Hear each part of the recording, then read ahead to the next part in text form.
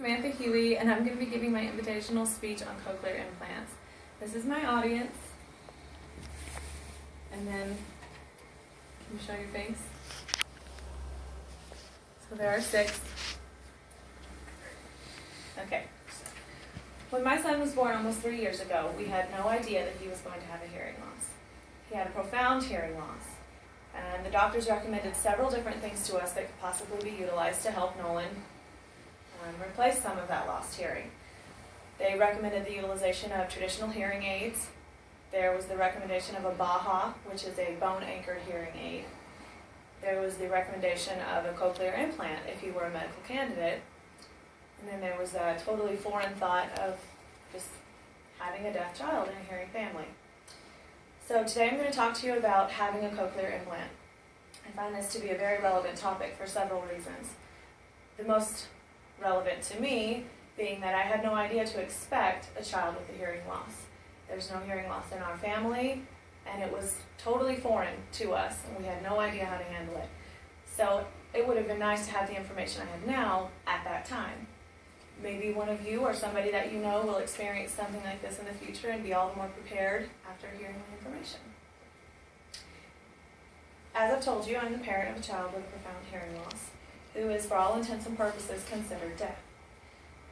I've spent a lot of time researching the many different options that were available to us over the last 2.5 years, and though I'm definitely not an expert on the topic, I've gained quite a bit of knowledge about it, and I hope to impart some of that to you. So we'll discuss a few of the positives and a few of the negatives, and then I'd love to have some feedback from you to hear what you all think. First, I'll share some of the perceived pros to having a cochlear implant. Clearly, the ability to understand speech can be considered one of the most beneficial gifts that a cochlear implant can give to a child, or to a person, period. The ability to hear and understand speech is the first step in the ability to produce sound, and therefore speech down the road. The benefits of being able to communicate with those around you are invaluable. You cannot measure that. According to the Encyclopedia of Education, compiled by Susan Delbout, Elizabeth A. Martinez, and Daniel P. Hallahan, research suggests that children who use cochlear implants surpass children with similar degrees of hearing loss who use hearing aids in the areas of speech recognition, speech production, language content and form, and reading. Another way that cochlear implants can benefit a child is by giving them a place of belonging within their own family unit. For a child born with a hearing loss into a hearing family, it can be a very lonely and depressing world, not having that thorough and naturally generated communication with those around you, especially in your home. Lost my place.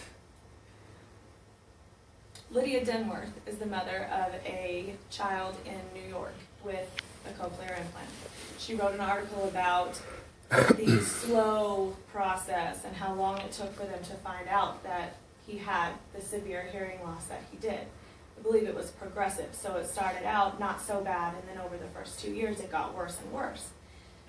They elected to have the surgery, and once the site had healed and they were able to attach the outer piece and turn it on, they were told it could take months to make progress and to really see any difference in speech or in, his reactions to noises, things like that. But she says that the very next day, Alex said the word cake with the hard K sound and everything. She was so excited because it felt like her son was part of their family again. He was like the rest of them. He was like his brothers. He was like his parents. And every parent wants their child to feel like they belong, especially in their family. And then, of course, there are the more obvious benefits that some of us probably don't even think about because we can hear. The ability to enjoy music, to watch television without having to look down and read subtitles and look back up and look down. And then to use a telephone, not a video phone or not to hire an interpreter, but to be able to just speak. It's a huge benefit that many people don't consider. However, though there are obvious benefits to having a cochlear implant, there are many cultural reasons why they aren't considered such a wonderful thing. So, let me share with you a few of those. Many people view cochlear implants as a way to cure a disability that they don't believe they have. An academic journal authored by Bonnie Tucker states that deaf cultural advocates are strongly opposed to research geared at curing deafness. They are particularly opposed to placing cochlear implants in children. Members of the deaf cultural community assert that cochlear implants represent the ultimate denial of deafness, the ultimate refusal to let a deaf child be deaf. A second academic journal, authored by Robert Crouch, demonstrates the difficulty in fitting into neither the deaf nor the hearing world. He and many other deaf cultures feel that a child who is convinced that they have a disability in their hearing loss and must be fixed will never be able to reside honestly in either the deaf or the hearing world. He states that this narrative of disability in which the implant-using child lives is not the only one available to her.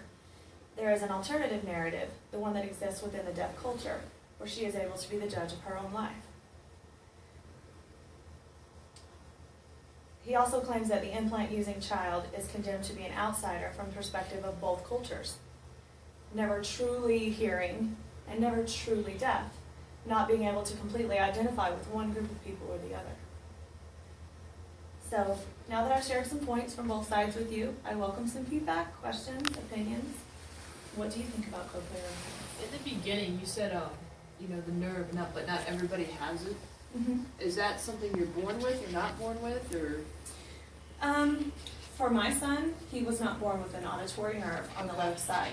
Okay. He has a very narrow nerve on the right side, but it depends on the type of hearing loss and what caused it. So Nolan has Charge syndrome. His genetic disorder causes many different birth defects. That one is consistent with his particular genetic disorder. Right. So I don't know of a way that if you were born with an auditory nerve, you would lose your auditory nerve, or I'm sure there are probably illnesses that could damage it, but in our situation, he wasn't born with one, so he wasn't a candidate for a cochlear.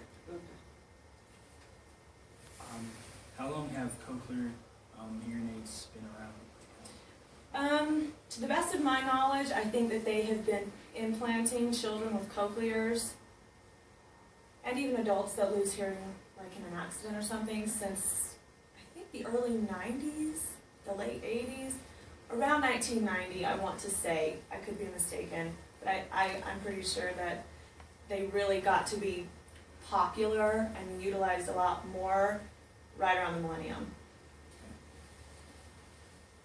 So I have a question. So my daughter's in first grade. Mm-hmm. She's learning how to read, and she's going through all her vowel sounds. Somebody with a cochlear implant, how do they perceive the sounds like eh? How do they perceive it? Do they perceive it just like we do, or does it sound a little bit different?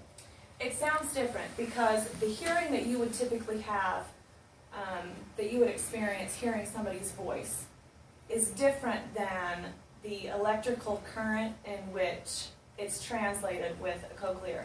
So our son's audiologist, I asked the same question when he's learning to talk and he's learning to read. Is it going to sound, am I going to sound like me to him as I do to my daughter? And she said that in her experience with adults who can compare what hearing was like before their hearing loss, they say that speech sounds kind of like Mickey Mouse or Donald Duck.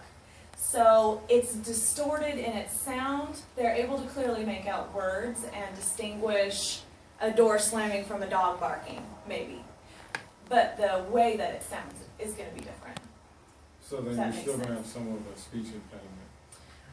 It all depends on how hard and diligent you work at speech. I've spoken with several audiologists, I've spoken with several people who have had cochlears and learned to talk, and then people who are deaf and have no interest in voicing whatsoever. And in my experience, the people who have cochlears and are able to speak very, very clearly worked very, very hard with a speech pathologist on vocalizing. So learning to talk when you're not hearing things the way that we typically do is a lot harder. So they find different ways, I guess, to help you make the noises. We watched a film last week in one of my sign language classes, actually, where the little girl had a profound hearing loss.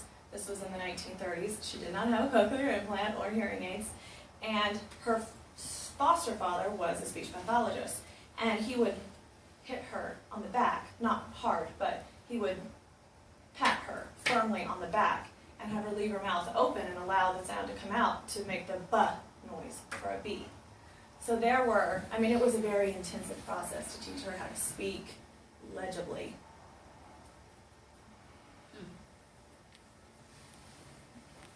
What are the side effects of having the implant? Well, the surgery doesn't always go as planned. If there's an infection and the body rejects the implant, then any hearing you had was gone, and now it's not going to work. That's not always the case. Every child or person is different. But there's also the difficulty in, little things. Not being able to go through the scanners at the airport, things like that, because of the magnets and the electrodes. There are all kinds of little ways that they can be a pain in the butt that you don't really think about. Right.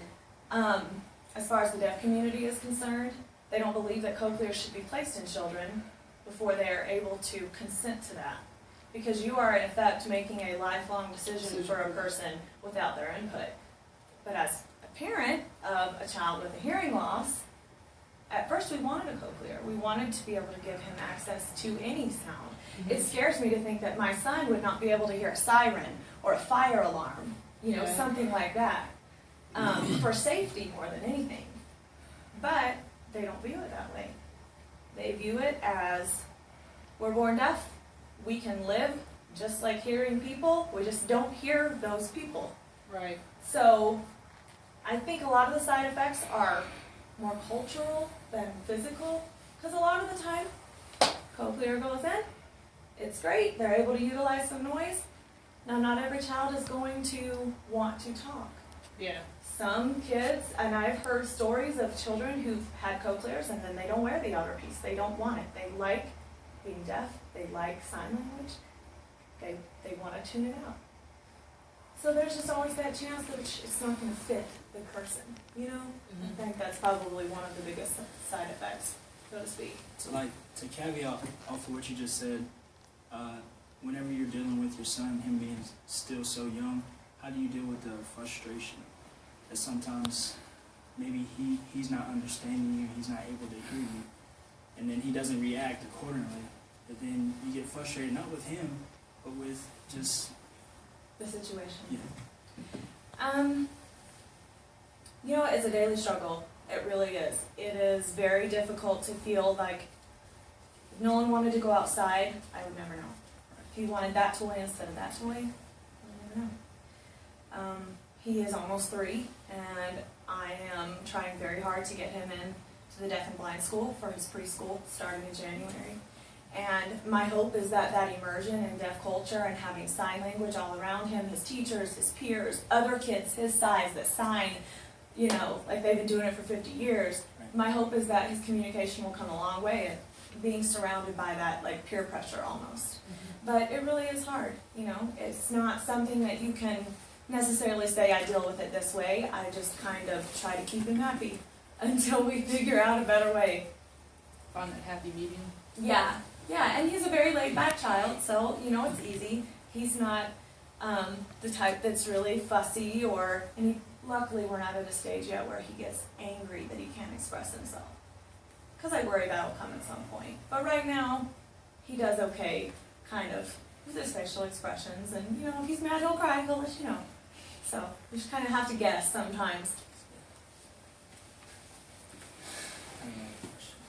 Do we have any specific opinions on what we think about cochlear implants? Positive, negative? I honestly think it's a good facet to explore, especially if your children are born with it, or let's say if you're in a deployed environment and you actually lost your hearing from an explosion or something like that. That's another avenue of approach that you could take if you lost your hearing.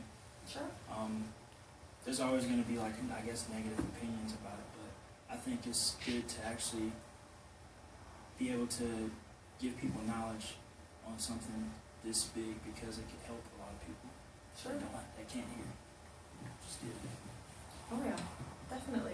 And I think that the deaf community, probably everybody, views it a little bit different in prelingual children and then born hearing, lived hearing, lost their hearing adults. You know, because then it's your choice. It is your choice solely. And there's not somebody else responsible for deciding how you're going to communicate. So, in adults, I think it's probably most of the time viewed as a great thing. I just don't think I've ever met anybody that would be like, yeah, no, if I lost my hearing, I just kind of deal with it as an adult. Because all you know is hearing. So that makes sense. I guess the people that have been dealing with not being able to hear for a long period of time feel somewhat envious of children that are born deaf and that have the opportunity to receive that treatment, and they feel like as parents we give them an ultimatum: either you take this cochlear hearing aid and you can possibly be able to hear, or you don't take it at all and you'll just be deaf for the rest of your life. I think that's probably how they're feeling. That's a good point. It may very well be. Yeah. I've never asked. Right. You know, because most of the deaf adults that I know, it wasn't an option for them anyway. They're all in their 30s, 40s, 50s. They're deaf. And they wore the hearing aids that were a little backpack, and there was a huge thing on your chest, and there were these huge, you know, and they hated it. So there could be an element of that now it's so easy for these kids that are born with a hearing loss, you know? I understand that too. That's all I got. Do we have any other comments or questions? Okay, well, I appreciate you letting me come and talk to you today. As you can see, cochlear implants obviously have a lot of positives and a lot of negatives. Serious consequences no matter which way that you go, whether you choose for your child to try to utilize that hearing for however long of a life they live, or whether you allow them to just be immersed in deaf culture. It's definitely a difficult decision to make. So I definitely appreciate your point about maybe kind of a little bit of enviousness between deaf adults now and these little babies that are having this shot that maybe they didn't have. I've never really thought about that before. I'm glad that you asked me about the speech. That's a point that a lot of people have to consider when they choose to do a cochlear implant. There are some wonderful situations where a child has all of the access and all of the resources, and they're able to hear and they're able to talk. And that's best case scenario, I think. So I hope that I've taught you something new and useful today. I appreciate your time and your input. That's all I've got. And praise.